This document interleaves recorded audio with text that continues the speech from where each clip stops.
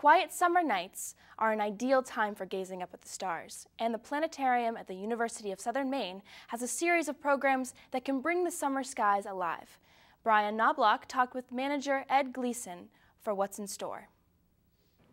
Ed, we're in the secret dome here in the basement of a building at the USM. Tell us about the planetarium. Southworth Planetarium has been open since about 1970. It was made possible by a bequest given to us by Clara Southworth. Over the last 40 years, we have had shows, lectures, workshops. We continue today. We are in the basement of the science building. We have a 65-seat theater, 30-foot dome by diameter. We are the largest planetarium in Maine. And again, a lot of people don't know we exist because we are underground. There's no dome visible from the street. Now tell us a little bit about the projector itself and what can we see in the skies here? Well, the projector that you can see behind me is our Jena ZKP2. It's a star projector that came to us in 1988 from what was then East Germany. It's the second star projector we've had. And interestingly enough, that machine is the planetarium. We are not standing in a planetarium, we're standing in a planetarium theater. Mm-hmm. The planetarium is merely the device in the center of our dome, and it projects the star field. It is one part of what we do. Most of our shows are multimedia, involving slide, video, computer animation, and digital images. And so the star projector remains our centerpiece, but is still one part of the presentation. And how complicated or how detailed is the star projector? It gives you a reasonably accurate star field.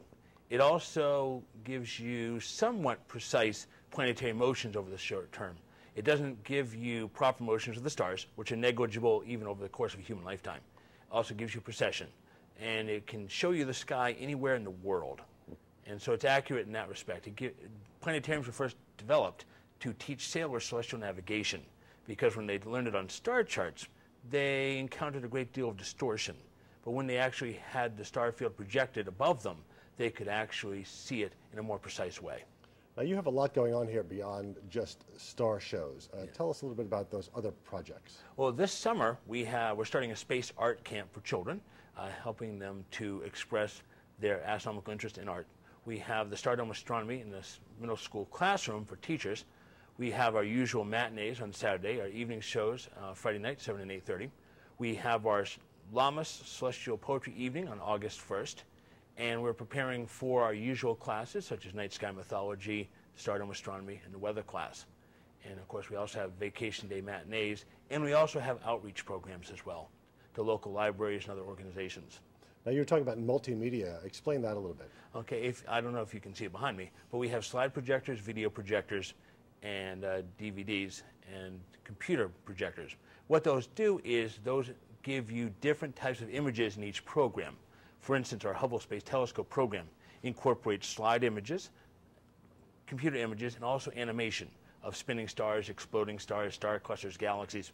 The idea is to incorporate as many different types of media into each show to make it more engaging, because in today's world, you really have to have a lot of motion, a lot of dynamism in your images, otherwise you won't really engage the audience. So by using the star field in conjunction with these other projectors, really enables us to give, we hope, a very engaging program.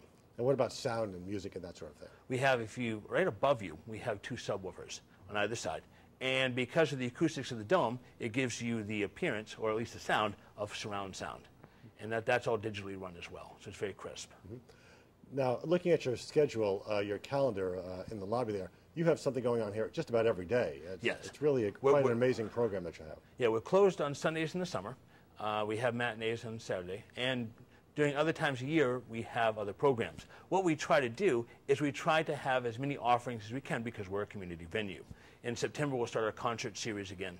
We've had Castle Bay, Carolyn Curry, Rob Bird ambient music, Planets Around the Sun, and we also try to have lectures. We're going to have a lecture series starting in the fall. So the summer partially is having our programs here and preparing for what's to come, because if you want to have an active planetarium, what you have to do is you have to have really 3 rings. What you're doing now, what you're planning to do in the future, and what you're planning to do in the distant future.